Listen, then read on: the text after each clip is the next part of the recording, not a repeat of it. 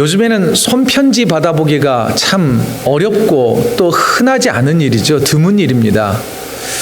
제 기억 속에 손편지 가운데 가장 감동적인 편지를 꼽으라면 25년 전 제 친구와 함께 같은 부대로 군 입대를 했습니다.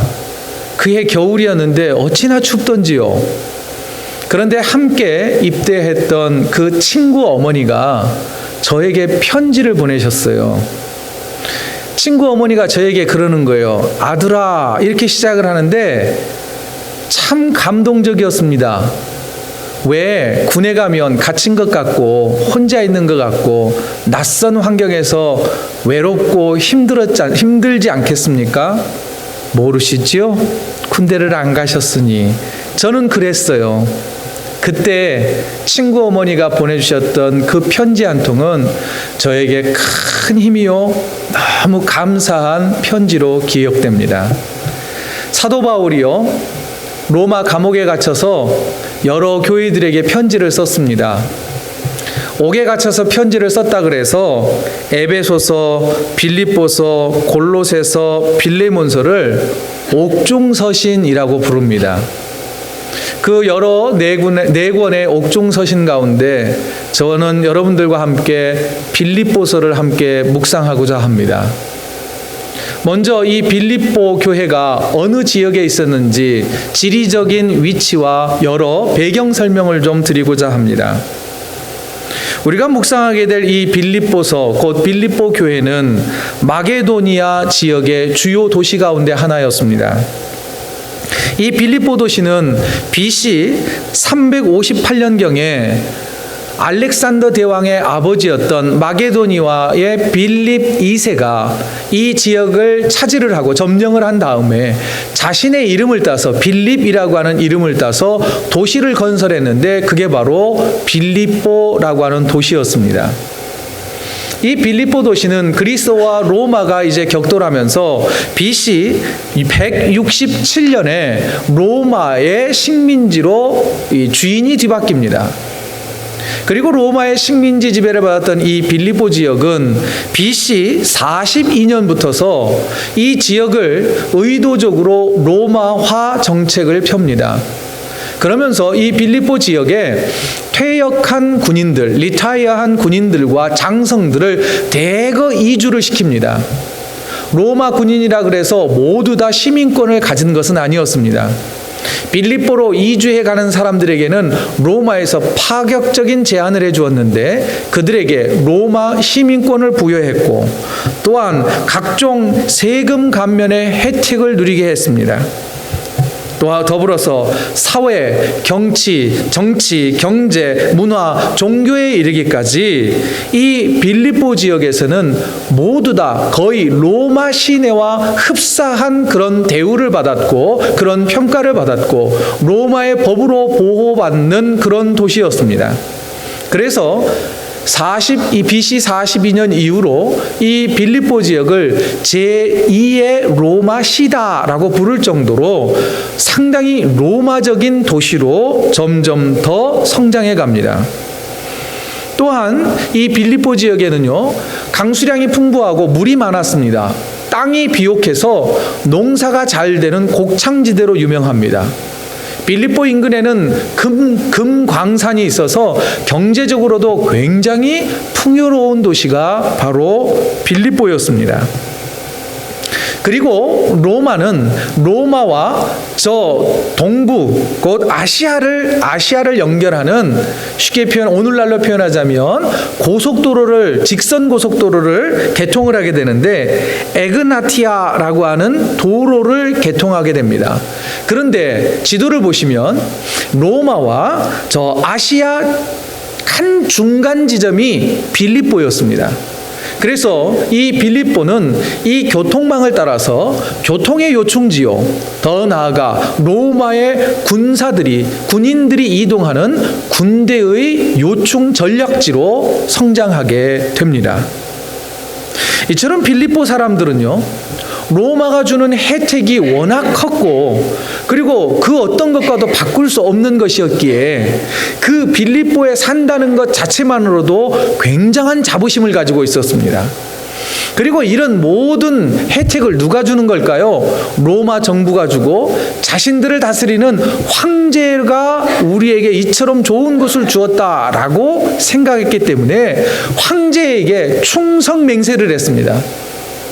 그리고 또한 황제가 원하는 것이라면, 로마 법을 지키는 것이라면 무엇이든지 다 할 수 있는 사람들이 바로 빌립보 지역의 사람들이었습니다. 그러다 보니 외부에서 들어오는 사람들이 로마 정부에 부정적인 영향을 미치거나 그 어떤 쿠데타적인 행동을 보인다면 그들은 시민들이 나서서 그 사람들을 대항했고 그들을 막아내는 그런 도시였습니다. 특별히 종교적인 부분에서 보면 이 빌립보는 제2의 로마라고 불리지 않습니까? 여러분, 그리스 로마 신화 여러분들 다 알지는 못하지만 우리가 그리스 로마 신화하면 뭐가 떠오릅니까? 수많은 신들이 떠오르지 않습니까? 제우스의 신, 제우스 신이 있고, 또 화장품 회사의 좋은 브랜드인 헤라, 또 뭐가 있습니까? 미의 여신인 아프로디테, 여기 다 계시네요. 또한 여러 신들을 섬기는 로마의 종교 형태까지 이 빌립보 사람들은 모두 다 수용을 했습니다. 그뿐만 아니라 로마는 점점 황제를 신격화하기 시작했습니다. 황제를 신으로 섬기지 않는 사람들은 가차없이 처단했는데 이 빌립보 사람들은 스스로 나서서 황제를 신으로 받들어 섬기는 사람들이었습니다. 게다가 이 도시에는요, 점성술이 발달했고 무당들이 아주 넘치는, 무당들이 돈을 많이 버는 그런 도시였고 우상이 넘쳐나는 도시였습니다. 이런 빌립보에 사도 바울이 2차 전도 여행 때 이곳을 방문하게 됩니다. 생각해 보십시오. 이 빌립보에서 복음을 전하는 게 쉬웠을까요? 어려웠을까요? 어려웠습니다. 왜냐? 예수 그리스도의 복음을 전하는 것은 황제를 신으로 섬기지 말라라고 하는 메시지가 선포되는 거 아닙니까? 우리에게 좋은 것 주는 황제를 대항하는 바울을 가만둘 리가 있겠습니까? 또한 귀신 들린 여자아이를 매개 삼아서 돈벌이하는 점쟁이들이 바울과 실라가 기도해가지고 이 귀신 들린 아이를 낫게 해버리는 거예요. 돈벌이가 없어졌습니다. 그러니 그들이 좋아할 리 없죠.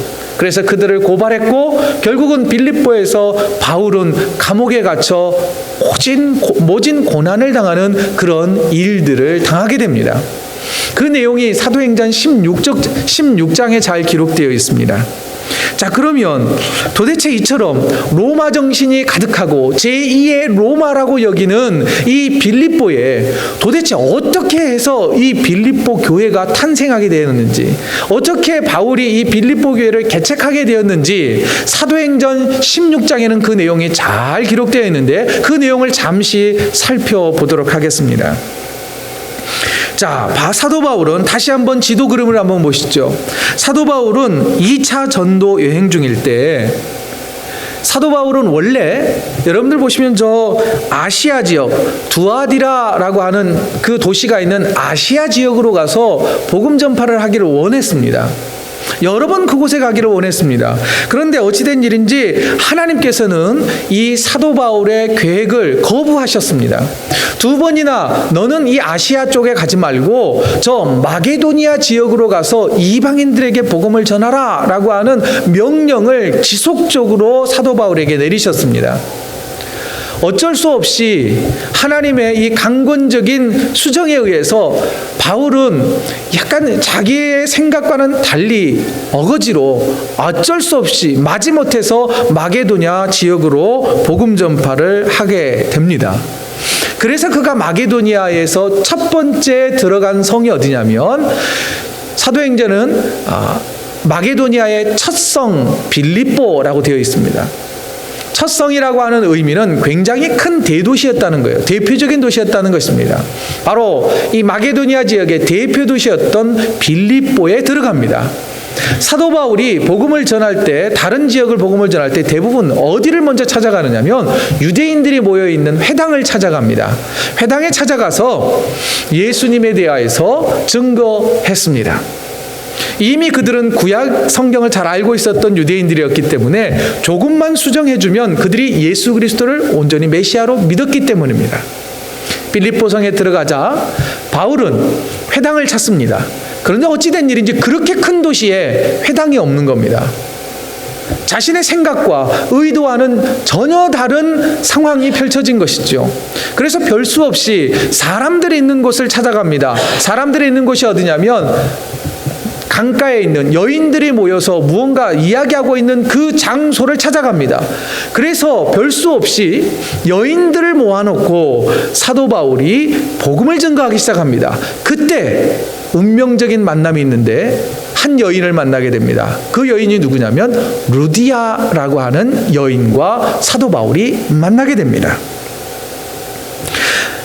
사도행전 16장 14절을 보면 이 루디아라고 하는 여성이 어떤 여성인지를 잘 소개해 줍니다. 루디아는 원래 저 두아디라 사람입니다. 두아디라 출신이었어요. 두아디라는 아까 지도에서 보면 아시아 지역 사람이었어요. 그런데 자기 고향에서 원래는 옷감 장사였습니다. 자주색 옷감사, 자주 옷감 장사예요. 자주색옷. 무슨 말이냐면 여러분 로마를 배경으로 한 영화들 보면 군인들 뒤에 빨간 천대기 이렇게 막 가지고 다니지 않습니까? 그리고 좀 고관 있는 사람들은 이 붉은 천을 거의 다 입고 다니잖아요. 바로 그 옷감 장사하는 여인이 루디아라고 하는 사람이었습니다. 그런데 자기 동네 두아디라보다는 훨씬 더 큰 제2의 로마라고 불리는 빌립보에 가서 장사하는 것이 훨씬 더 많은 이익을 남기겠다 생각을 해서 빌립보로 이주를 해갑니다.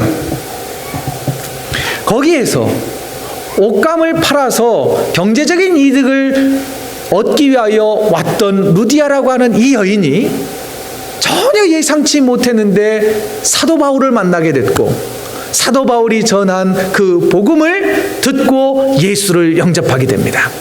그런데 이 루디아가 예수님을 영접할 때 그가 예수를 믿은 게 아니에요. 주께서 그의 마음을 열어서 예수 그리스도를 영접하게 합니다. 그리고 나서 그가 자기 혼자만 예수를 믿은 게 아니라 15절 보죠. 16장 15절을 보면 이 루디아가 자기 집으로 돌아가서 온 식구들이 세례를 받습니다. 그리고 자기 집을 오픈을 해요. 오픈을 해서 많은 그리스도인들을 초청해다가 자, 우리 집을 예배의 처소로 내놓겠습니다. 그가 그래도 옷감 장사를 해서 꽤 많은 돈을 벌었던 것 같아요. 경제적으로는 큰 어려움이 없었던 것 같습니다. 그러면서 이 교회를 개척하도록 자기 집을 내어놓습니다. 그래서 빌립보 교회는요, 루디아라고 하는 이 장사하는 이 여인의 집에서 가정교회로부터 시작되어집니다. 저는 이 빌립보 교회가 개척되어지는 이 과정을 쭉 묵상하면서 큰 깨달음이 있었습니다. 성도 여러분, 때때로 우리가 어떤 계획을 세우잖아요. 그런데 그 계획이 내 뜻대로 안 될 때가 생각보다 많습니다. 그때 우리는 실망하고 좌절하고 또는 고민할 때가 꽤 많지요. 그러나 그때 만일 그 뜻을 수정하신 분이 하나님이시라면 하나님이 일부러 그 가는 길을 막으시고 다른 길을 우리에게 열어주셨다면 우리는 두려워할 필요가 없다는 겁니다. 우리를 다른 길로 인도하신 하나님을 믿고 의지하고 주님이 가라 하는 곳으로 따라가기만 하면 하나님께서는 우리가 계획했던 그것보다 더 선하고 기대하지 못했던 은혜를 베풀어 주신다고 하는 확신을 가지시기 바랍니다. 보십시오. 사도 바울도요, 아시아로 가고 싶었습니다. 그는 아시아로 가서 복음을 전하고 싶었어요. 그러나 하나님이 그 길을 막으셨어요. 왜 하나님께서는 그 길을 막으셨을까요? 뭐 여러 가지 이유가 있겠지만 어쨌든 사도 바울은 그 길이 막혀서 어쩔 수 없이 마게도냐에 있는 첫성 빌립보로 갔는데 거기에서 만난 사람이 누구예요? 자기가 그렇게 가고 싶었던 아시아 사람 두아디라 성의 한 여인을 만나게 되어서 빌립보 교회를 개척하게 될 줄 누가 알았겠습니까? 하나님께서는 저 이방인들이 넘쳐나는 빌립보에 교회를 개척하게 하시고 복음이 전파되게 하시기 위하여 사도 바울의 계획을 수정하셨던 것입니다. 또한 보죠. 루디아가 큰 도시였던 빌립보에 왜 갔습니까? 왜 갔어요? 장사하러 간 거예요. 장사해서 뭐 하겠다고요? 돈 많이 벌러 간 거예요. 어떤 분들은 그러시더라고요. 루디아가 빌립보 교회 개척하러 갔대요. 아니요. 개척하러 간 게 아니라 돈 벌러 간 거예요. 돈 벌러. 우리랑 별반 다르지 않아요. 그런데 여러분, 그가 돈 벌러 큰 도시 빌립보로 갔다가 돈으로 살 수 없는 영생을 얻게 됩니다. 돈으로 살 수 없는 예수 그리스도를 만나게 된다는 거예요. 이게 더 큰 은혜가 아니냐는 거예요. 저와 여러분들이 이 캐나다에 어떤 목적을 가지고 왔는지 저는 다 알지 못합니다. 다양한 이유와 목적이 있겠지요. 그러나 여러분, 그 어떤 목적보다 더 큰 은혜가 뭐냐면 이 땅에 와서 하나님을 만나고 예수 그리스도를 영접하고 하나님 백성으로, 천국 백성으로 살아가는 그 은혜가 가장 크다는 것 우리가 깨닫기를 원합니다. 그건 놓치면요, 영주권이 무슨 소용이 있어요? 시민권이 무슨 소용이 있습니까? 하나님을 잃어버리는데요. 하나님께서는요, 때때로 우리가 계획한 그 이듬의 이면에 우리가 볼 수 없는 엄청난 은혜를 가지고 우리의 삶을 수정하신다라고 하는 사실을 믿으십시오. 한 걸음 더 나아가서요, 루디아가요, 예수 그리스도를 영접하고 어떻게 했습니까? 주님의 몸된 교회를 위하여 철저히 헌신합니다. 그가 열심히 일해서 벌은 돈으로요, 믿음의 성도들을 섬기고 교회를 섬기고 선교하는 사도 바울을 돕고 있다는 거예요. 그의 삶의 가치관이 바뀐 거예요. 그가 빌립보 간 거는 돈 벌러 갔지만 이제는 돈 벌어 복음 전하는 사람으로 변화되었다는 거예요. 여러분, 우리가 이 땅에서 살아갈 때 이런 변화를 경험하는 저와 여러분이 다 되어지시기를 주의 이름으로 축원드립니다. 자, 이렇게 시작된 빌립보 교회가요, 믿음 안에서 든든히 성장하게 됩니다. 허리 안 숙이고 오셔도 돼요. 그리고 이제 교회 설립 이후 10여 년 동안 빌립보 교회 성도들과 사도 바울이 몸은 떨어져 있지만 그래도 사도 바울이 간간히 이 빌립보 교회를 방문하면서 성도들의 형편을 살피고요, 그리고 여러 방법으로 교회는 사도 바울의 선교에 동역하기 시작을 합니다. 그러던 중에 사도 바울이 로마 감옥에 갇혔다는 소식을 듣게 돼요. 여러분, 감옥에 갇히는 일이 답답하고 괴롭고 어려운 일 아니겠습니까? 또한 사도 바울은 로마 시위대 뜰 안에 갇혔다라고 성경은 말합니다. 이 말은 무슨 말인 거 아니? 언제 사형 언도를 받고 곧 형장의 이슬로 사라질지 모르는 거예요. 언제 죽게 될지 모르는 상황인 겁니다. 몸과 영혼이 두려움 가운데 있는 사도 바울을 돕기 위해서 빌립보 교회 성도들이 한마음이 됩니다. 그래서 십시일반 선교원금을 모아요. 그러면서 에바브로디도라고 하는 사람 편에 사도 바울에게 선교원금을 전달해 줍니다. 그리고 그 에바브로디도는 로마에 머물면서 사도 바울의 뒤치다거리도 좀 해주고 마음을 좀 위로하고 격려할 수 있도록 합니다. 로마에 도착한 에바브로디도는 선교원금을 전달을 하고 사도 바울을 잘 돕습니다. 그런데 이제 우리가 빌립보서를 계속 묵상해 가다 보면 나올 텐데요, 이 에바브로디도가 병을 알지 못하는, 무슨 병인지 알지 못하는 중병에 걸려서 죽다가 살아납니다. 몸이 많이 쇠약해진 거예요. 병이 나았지만. 그래서 바울은 이 에바브로디도를 고향 땅인 빌립보로 돌려보내면서 빌립보 교회에 보내는 편지를 씁니다. 편지를 써서 그 에바브로디도 손에 들려서 보내는 게 바로 빌립보서인 겁니다. 자, 그러면 이제 본격적으로 빌립보서를 좀 한번 묵상해 볼까요? 저는 오늘 본문을 통하여서 빌립보 교회와 사도 바울의 이 관계에서 참 아름다운 모습을 발견할 수가 있었습니다. 그러면서 제가 품는 소망은 뭐냐면, 우리 나무십자가 한인 교회에도 이런 아름다운 성도의 교제가 있는 교회가 되어지기를 꿈꿔보았습니다. 첫 번째는 뭐냐면요. 다 같이 한번 읽어볼까요? 시작. 예. 3절을 보면 이렇게 돼 있죠. 내가 너희를 생각할 때마다 나의 하나님께 감사한다. 생각할 때마다 감사한 거예요. 교인들을 떠올릴 때마다 고맙고 너무 기쁘고 감사한 거예요. 여러분 왜 그랬을까요? 먼저는 개인적인 감사가 있다고 봅니다. 사도 바울이요, 로마 감옥에 갇혀서 몸과 영혼이 힘들 때 빌립보 교회가 에바브로디도를 통하여서 선교 헌금과 함께 자신을 돕고 위로하기 위해서 사람을 보냈다고 하는 게 너무 고마웠던 거예요. 보세요. 벌써 25년 전이지만 그 추운 겨울날 친구 엄마가 보내준 그 편지 한 통이 저에게는 가슴 깊은 추억으로 또한 감사로 남아있는 것과 같은 겁니다. 여러분 힘들고 지칠 때 그리고 외롭고 쓸쓸할 때 누군가가 그저 무심코 던진 그 한마디가 위로가 될 때 있잖아요. 그리고 또 이거 별것 아니야, 이거 한번 먹어봐 라고 건네는 그 음식 한 조각이 얼마나 또 따뜻한 사랑으로 전해질 때가 많습니까? 사랑하는 성도 여러분, 우리도 누군가를 좀 돌아볼 수 있었으면 좋겠습니다. 예, 우리의 삶도 넉넉하지 않아요. 그러나 그럴수록 그 역지사지의 마음을 갖고 주변을 좀 돌보고 큰 것 말고 정말 그들을 위하여 위로를 좀 건넬 수 있기를 원합니다. 그런데 우리의 위로가 아닌 하나님의 위로, 하나님의 평강, 하나님의 말씀으로 그들을 격려하고 위로할 수 있기를 원합니다. 또한 사도 바울이요, 빌립보 교회 성도들을 떠올릴 때마다 감사한 이유 가운데 하나는 뭐냐면, 당시 사도 바울의 형편이 이랬어요. 여러 지역에 가서 복음을 전할 때마다 자꾸 사람들이 바울을 믿어주질 않는 거예요.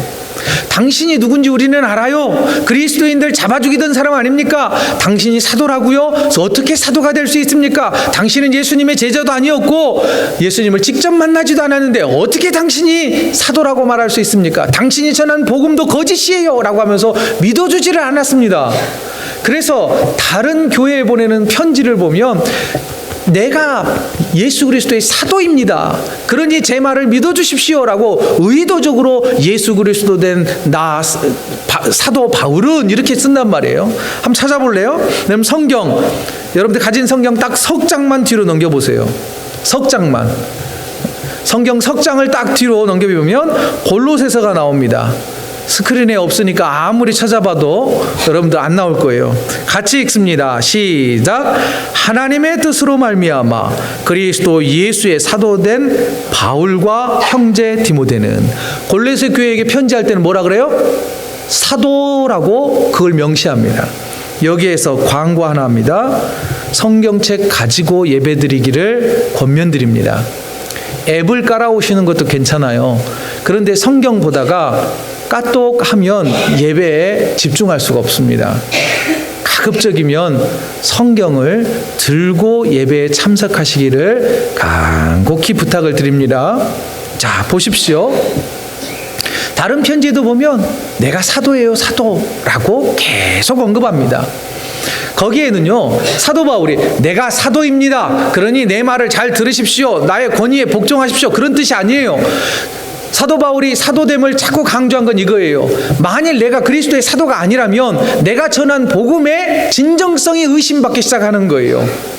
내가 전하는 복음은 사실인데 내가 사도가 아니라는 것 때문에 복음의 진정성이 의심받는 것을 미연에 방지하기 위해서 나는 사도입니다라고 하는 것을 여러 번 재차 강조했던 것입니다.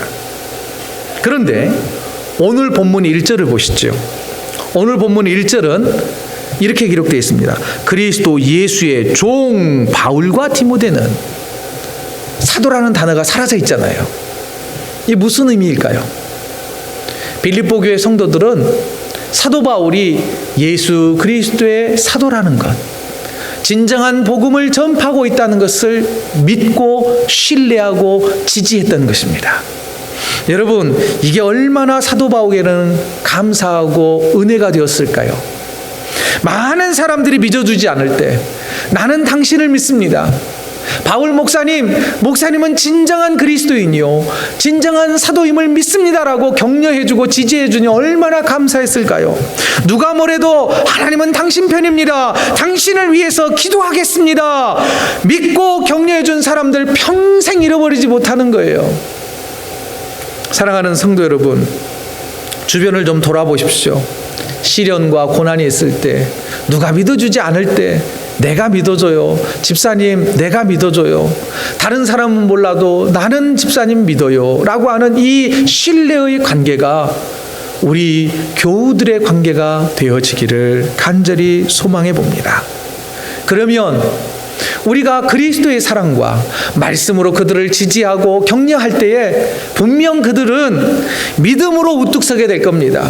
그 어려움과 고난과 시기와 시련을 딛고 일어서게 될 겁니다. 그러면서 과거를 회상할 때마다 너무너무 고마워.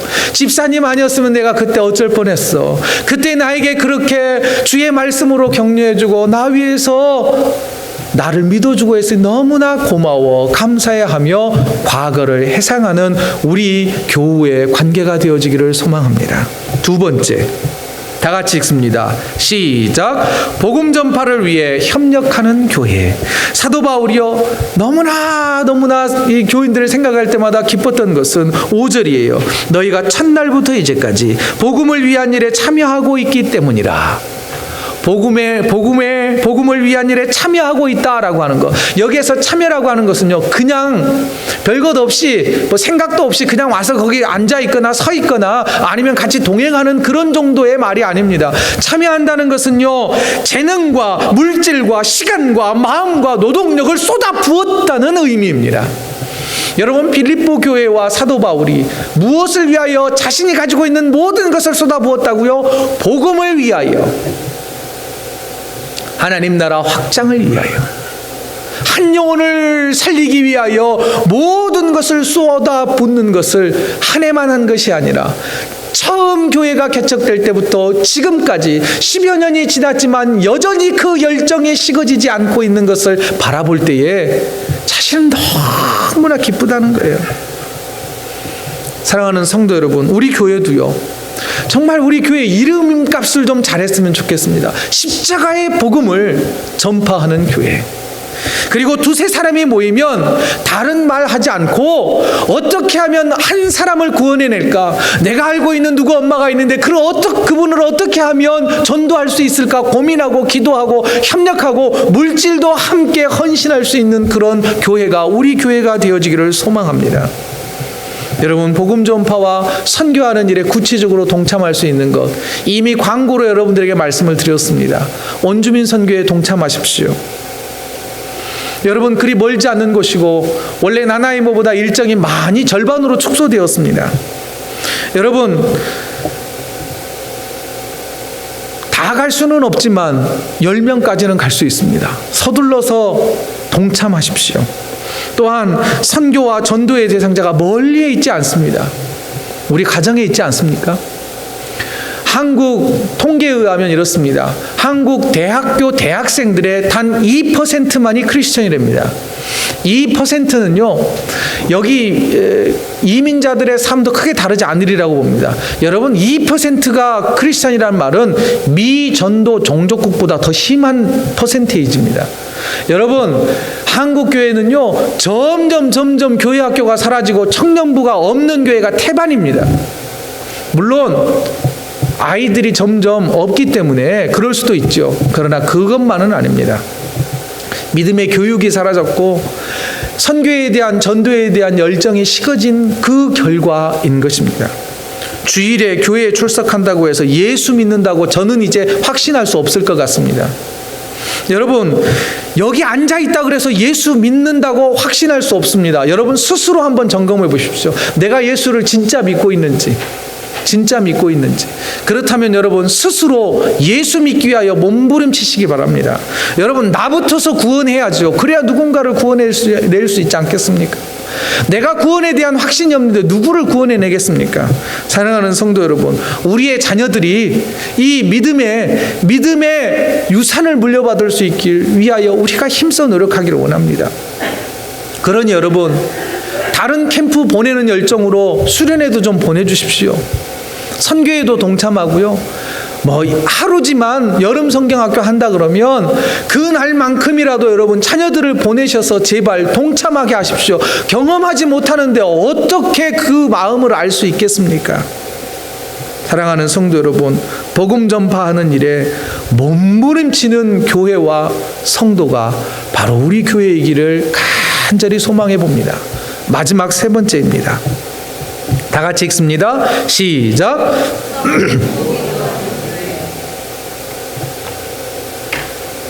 사도 바울은요, 감옥에 갇혀 있어서 언제 죽을지 모르지만 그 어떤 상황에 놓여 있다 할지라도 빌립보 교회 성도들을 위하여 날마다 기도했습니다. 그리고 또한 기도하면서 기쁨으로 기도했습니다. 그러면서 기도하기를, 그의 기도가, 중보 기도가 이거예요. 11절 다 같이 읽습니다. 시작.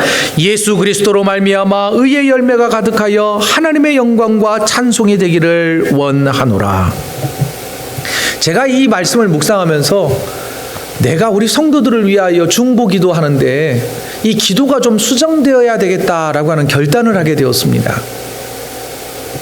제가 우리 성도들의 여러 가지 삶의 문제들, 또한 고난의 문제들을 가지고 기도할 때 주로 기도하는 게 뭐냐면, 하나님 이 문제 해결해 주시고 이런 어려움을 극복할 수 있도록 허락해 주십시오 라고 막 기도했단 말이죠. 그런데 죄다 저의 기도가, 항상 저 이제 새벽 기도 때 할 때 기도가 보면 죄다 그 문제들만 기도를 하는 거예요. 그런데 사도 바울의 중보기도, 빌립보 교회 성도들을 향한 중보기도를 봤더니 차원이 달라요. 내 앞을 막고 있는 문제를 해결해 달라는 거 기도하지 않는 거 아니에요. 그런데 사도 바울의 중보기도는요, 하나님 빌립보 교회 성도들이 예수 그리스도로 말미암아 의의 열매를 많이 맺게 해주십시오. 이건 뭐예요? 진정한 그리스도인 되게 해달라는 거 아닙니까? 삶의 변화를 이루게 해달라는 기도였던 거죠. 그러면서 이렇게 하나님의 영광과 찬송이 되기를 원합니다. 우리 남은 십자가 교회 성도들이 하나님의 영광과 찬송이 되기를 원합니다. 이 기도를 더 먼저 해야 되겠다라고 하는 결단을 섰습니다. 여러분, 우리의 중보 기도도 그렇게 바뀌게 되기를 원합니다. 문제를 위해서 기도하지만 문제를 뛰어넘어서 우리의 영혼이 성장하고 우리가 의의 열매를 많이 맺어서 하나님의 영광이 되는 사람이 된다면 그 삶의 문제가 해결되지 않을까요? 저는 해결된다고 봅니다. 그러면서 저를 많이 반성을 했습니다. 나 이젠 우리 성도들 기도하기 전에, 문제를 위하여 기도하기 전에 먼저 그 영혼이 강건해지기를, 하나님의 영광을 드러내는 성도가 되어지기를, 사단과 싸워 승리하는 영적 군사가 되게 해주시라고 그걸 먼저 기도하겠다고 다짐을 하게 되었습니다. 또 한 가지, 본문 4절입니다. 사도 바울이 이렇게 말해요. 간구할 때마다 너희 무리를 위하여 기쁨으로 항상 간구함은, 기쁨으로 기도한대요. 자기가 언제 죽을지 모르지만 고난 가운데서도 기쁨으로 기도한대요. 그런데 사실 제가요, 성도들을 위하여서 기도할 때 막 문제에 눌릴 때가 있어요. 왜 요즘에는 이게 한꺼번에 막 문제를 이렇게 다 가지고 사시더라고요. 여지껏 말 안 하다가 한꺼번에 왜 저에게 다 이야기하세요? 원래 다 알고 있는 문제이긴 하지만 더 제 일처럼 느껴지니까 이게요, 기도하는 게 엄청 힘든 거예요. 그러면서 어떤 날은 막 기도에 막 눌려요. 기도 제목에 막 눌려. 그러면서 자고 일어나는데 막 기도하다가 꿈을 깨가지고 몸살 난 것처럼 느낄 때도 있어요. 제가 여러분들을 사랑하나 봐요. 안 믿어도 할 수 없어요. 그러면서 제가 또 깨달은 게 있어요. 제목에 눌리지 말고 성도들이 변화되어서 그리스도의 군사로 변화되어지는 그 미래를 바라보면서 이 문제는 이 또한 지나가게 하실 거고, 건너뛰게 하실 거고, 승리하게 하실 거고, 극복하게 하실 것이니 내가 두려워하지 말고 기쁨으로 기도하자. 이 사실을 깨닫게 되었습니다. 이제부터는 기도에 눌리지 않습니다. 그 어떤 기도 제목 주십시오. 제가 기쁨으로 기도하겠습니다. 그 문제에 넘어서서 여러분들이 하나님의 영광을 구하는 성도가 된 그 미래를 바라보며 저는 기도하기로 결단했습니다. 사랑하는 성도 여러분, 우리의 기도가 차원 높은 기도, 한 단계 업그레이드 되는 그런 중보 기도의 사람들이 넘쳐나는 교회가 되어지기를 간절히 소망해 봅니다. 말씀을 마치겠습니다. 사랑하는 성도 여러분, 빌립보 교회가 설립되어져 가는 과정을 기억하십시오. 사도 바울의 계획이 수정되고 루디아의 계획과 다른 그것이 오히려 더 큰 은혜라고 하는 것을 기억하십시오. 하나님께서 우리의 삶을 수정하신다 하더라도 하나님은 우리와 함께 하실 것입니다. 힘들고 지칠 때 누군가에게 그리스도의 사랑으로 다가가십시오. 우리의 알량한 자존심이 아니라 우리가 배운 상담의 스킬이 아니라 주의 말씀으로 권면하십시오. 주의 말씀으로 평화를 선포하십시오. 그러면 하나님께서 그들의 마음에 평강을 주실 것이고 그 성도들이 평생에 잊지 못할 그런 위로를 경험하게 될 것입니다. 십자가의 복음을 전파하는 일에 동참해 주십시오.